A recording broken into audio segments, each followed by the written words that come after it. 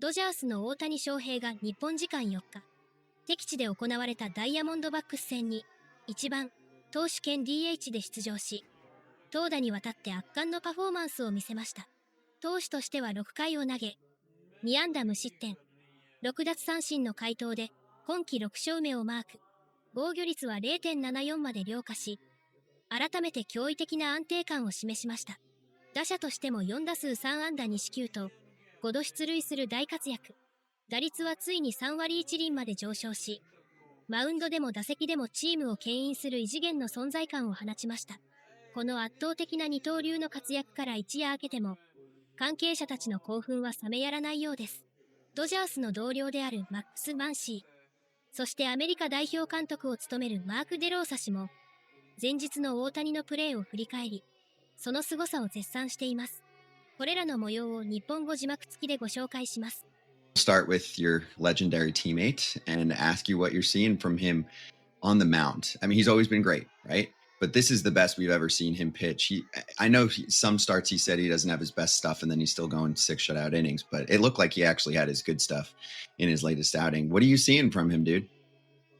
Yeah, I mean, everything he throws is just elite. You know, he's got 12 pitches that he can throw pretty much, and it just as a hitter, when I think about him, I don't know how you would game plan because you just don't know what he's going to attack you with. He can attack you with something different every single time, and every pitch that he's coming at you with is an elite pitch. It's not like he's got one bad pitch, even though he might think he's got a couple bad pitches. You know, they're all really good, and he's been locating them really well, and it's insane what he's been able to do, and it's been really fun to play behind him when he's on the mound. You say 12 pitches? Yeah, I mean, I don't know how many it actually is. I like to exaggerate a little bit, but I mean, it's four seam, sinker, cutter. It's like 3 types of sliders, pretty much. It's curveball, splitter. So I mean, what is that? That's 8, 9 pitches. So I only exaggerated a little bit, but he can throw all of those pitches. But by the way, yeah, it reminds me of you, Darvish, because Darvish used to go 4 seam, sinker, cutter, slider, hard curveball, soft curveball, changeup, split. I mean, he was making knuckleball. I think he would throw. I mean, it was crazy. So yeah, that sounds like a Yu Darvish back when Yu Darvish was the age of Shohei. I mean, it's just fun to watch. When you're playing third base, or you just like out there bored, or you become an outfielder and you're out there working on your swing because nobody puts the ball in play? No. I mean, when I feel pretty engaged when he's pitching. With the righties, when he throws the sweeper or the curveball, you feel pretty confident. If they happen to put it in play, it's going to be on the ground towards you. And then with when the lefties are up, you're kind of like, well, he's going to blow a fastball by them, and the only chance they're going to put it in play, it's going to be slapped to the left side. So, you feel pretty engaged when he's on the mound, and there's not too many balls getting hit hard at you, so it's a pretty comfortable experience at third base. At least a lot of the balls are just slow rollers hit towards you, so it's fun. Max, how important do you think a Cy Young is for him? We were mentioning how he's got so much already on his bucket list to be the greatest player ever and win the titles and the MVPs. He hasn't won a Cy Young. So it's like, oh, I'm going to be so good this it's like he had the 50-50 season and okay, I did that. I showed everyone how I can do that. This is my time to shine here. The other caveat is we happen to be in a year where there's really, really good top end starters in a Cy Young race. And even if 1 or 2 fall off, there's like 5 or 6 that he's going up against. Yeah. I mean, I think a Cy Young means a lot to him. I think that's, he mentioned that was his goal at the start of the season. And, that might be the only award he hasn't gotten yet. So, I think it probably means a lot. When he says he's going to do something, he generally goes out and does it. And, that's pretty much what he's been doing this year. What's he like when he doesn't pitch? I think today he gets a day off. So is he in there just messing with you guys? Does he get bored when he's not playing? Does he flick sunflower seeds? Like, the starting pitchers, they used to do pumpkin seeds to see who could flick them the farthest, how many they could eat, doing all these stupid things because they're bored. Is that what Shohei does on days he doesn't play? During the game, he might joke around a little bit. He might have a little fun. But, before the game, I'm sure he's going to somehow feel like his start last night wasn't that good. And so he's going to try to, figure out how he could make it better. That's how much attention he pays to detail with this kind of stuff. And, I'm sure he's got something he wants to work on, and he's going to be in there all day working on it. And then when the game starts, he's going to be in there having a lot of fun with the boys. I like it. All right, let's get to the rest of the team here. How do you think things are looking one third of the way into the season? And I haven't been able to really ask this question to a player on a team since I've been in the industry. Is you guys figured out how to win back-to-back World Series titles. So you were able to figure out how to get through going the distance and then winning again. So what does it take to kind of hold off a World Series hangover for teams, coming off such like a long grind into October? And we've talked about this with you. I mean, you guys have had like the overseas trips to start years. You guys have had the deep runs into October. I know the team is well stacked and well coached and developed and all of that, but it still takes a toll, right? Yeah, absolutely. I think ultimately our cure to that is just, the veteran, how many veterans we have, how much experience we have, guys understanding how you show up every day and you go about the business. And, it's just a lot of focus on the team, the way we go about it, of doing it just day by day. And, whether it's a good day, whether it's a bad day, you show up the next day and you just, we're always so focused on just one day at a time that, with all of our guys, that it doesn't matter if we have a bad game. You show up the next day and you do it all over again. And, we don't dwell on anything. And for us, that's always helped us eliminate, a lot of the noise outside. And, it's been kind of crazy. A lot of the guys have been grinding really hard, and, a lot of the guys have been feeling the last couple of years for sure. And yet we're still able to show up every single day and, put together good games. And, I really just think it comes down to how much experience and all the veteran leadership that we've got in the clubhouse. I really think it comes down to all of that. Max, you mentioned all the experience you have. I know why you came on. It's been a while. You haven't hit a home run in like 3 days, dude. Are you feeling okay? It's been like 3 days for you. So listen, people come on, they hit homers. I mean, it happened to Willie Abreu the other day. That's why I know it's been a long time for you, but you are mashing this year, dude. Like what is up? Yeah, it's been a good start. Unfortunately for me, it hasn't been as good a start as I've wanted. I've been really bad in certain situations, and those are situations that I'm generally really good in and that I've thrived in. So, it's been a good start, but it's also been a bad start. And but for me, most importantly, it's been a great start on defense for me, and that's something that I've really been trying to focus on for years. And so that's to me, that's been the more important thing, is that I've been able to make an impact on the game defensively. When you're doing self-analysis during the season, Max, how does it go?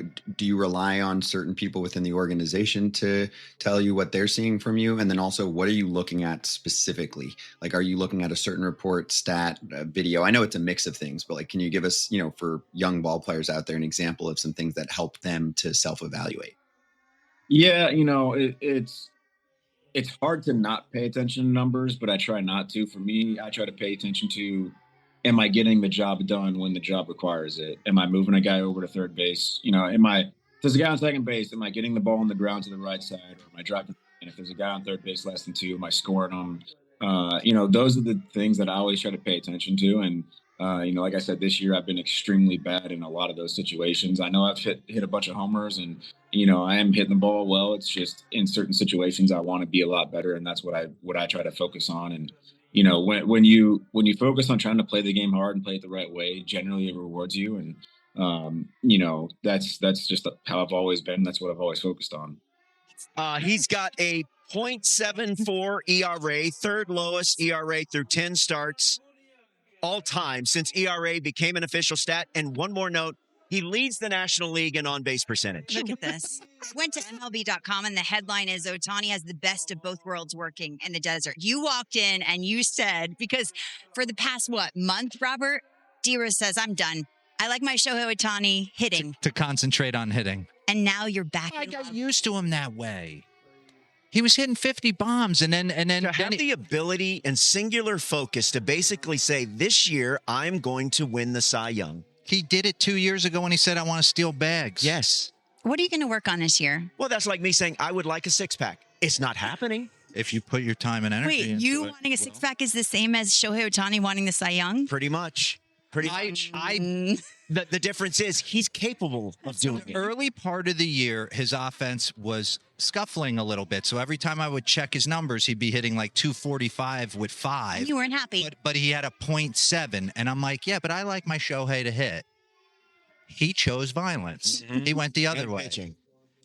But now I blink, I look down, he's hitting 301 with 10 and 33 and a 420 on base percentage. So let's give in and give him some love right here, because he has been unbelievable for the Dodgers, not only on the mound, but you knew it was a matter of time. And he made a little subtle adjustment. I don't even know if he's aware of it. We'll get into a little side-by-side. He's opened up his front hip just a smidge, maybe to clear himself. Maybe he felt like he was being locked in. Maybe he felt like his tush wasn't up under him at the point of contact. Whatever he has done, it has worked. You see on May 29th compared to March 28th, just a little bit more open on his front side. That front hip clears a little bit easier, and he's able to drive the ball all over the lot. Bring up his numbers, the offensive splits through May 10th and then since May 11th. Take a look at this. Through May 11th, he was hitting 233 with 6, and that's when I was sitting there going, I get it. You're an unbelievable pitcher, but I need to see 500-foot homers to make me happy. Well, since May 11th, 438, 4 bombs, a 533 on base, and a 753 slug. He was on base 5 times last night. Oh, and by the way, he was dominant again on the mound. But it was interesting. You can tell he's a little frustrated with his performance on the mound. He was, dare I say, effectively wild last night. All right? I'm going to drop a rainbow curveball, then I'm going headhunting on Nolan Arenado. I mean, we're going dirt angels right there. It's 1-1. Now I got to get back in the box. I don't want any of that. You don't want any part of this. Nope. And then he goes to work, breaking ball, high heater, puts him away. How about my man Fernandez later on in the 3rd inning? We got the slow-mo, elevated 4-seam, cheese at the top of the zone to Nolan.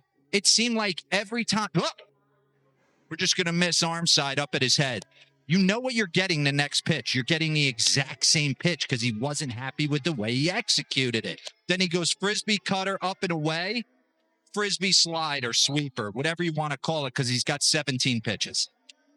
He has been unbelievable. His ranks, ERA, he's first. Fielding independent pitching, he's 5th. Opponent average, he's 1st. Opponent OPS, he's 1st. He's what 90% of the big leaguers did at 12 years old. They dominated their town little league, and then they threw no hitters, and then they had a choice to make. Greg Maddux always used to say that to us on the plane, because we used to get annoyed when he was taking his golf clubs and making more money than everyone, obviously, and leaving. And we're like, "Where are you going?" He's like, "You had a choice in little league. You chose to hit. You chose wrong. Shame on you." Shame on you. We are fortunate. I said this earlier. We're fortunate to witness 2 unicorns right now in our lifetime: Shohei Ohtani and Wemby. Victor Wembanyama. Yeah. Now, granted, Wembanyama wasn't enough for the Knicks last night, but to see these 2 guys that may be potentially revolutionizing their sport at the same time, it's pretty incredible. We saw some history last night. Christopher Sanchez's scoreless inning streak ended at 50 2/3. That's the 5th longest streak since 1893 and the longest ever by a lefty.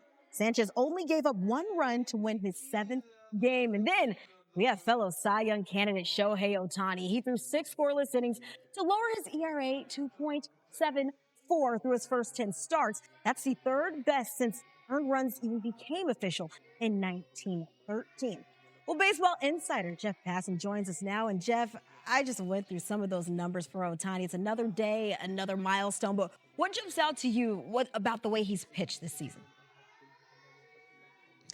This is just the manifestation of what everybody thought Shohei Ohtani was going to be when he came here almost a decade ago. Let's remember, the two-way player thing, it was something of a novelty, and really a lot of teams looked at him and just wanted him to pitch. And he has wanted to win a Cy Young Award his entire career. Now, He's behind Christopher Sanchez right now because Sanchez has thrown 25 plus more innings than him. He's behind Jacob Mizorowski now, but what Ohtani's been able to do in limiting batters and limiting damage this season has been incredible. As dominant as Mizorowski has been against hitters, Ohtani actually has a better OPS against, and with the command of the fastball, with his ability to throw the sweeper at any point, the splitter, and then even dropping in a 68-mile-an-hour curve last night, just for giggles. He is a fully complete version of himself right now. And for everyone else, Kiana, that's a scary thought. It's terrifying, especially when you look at just what he has done and what he continues to do.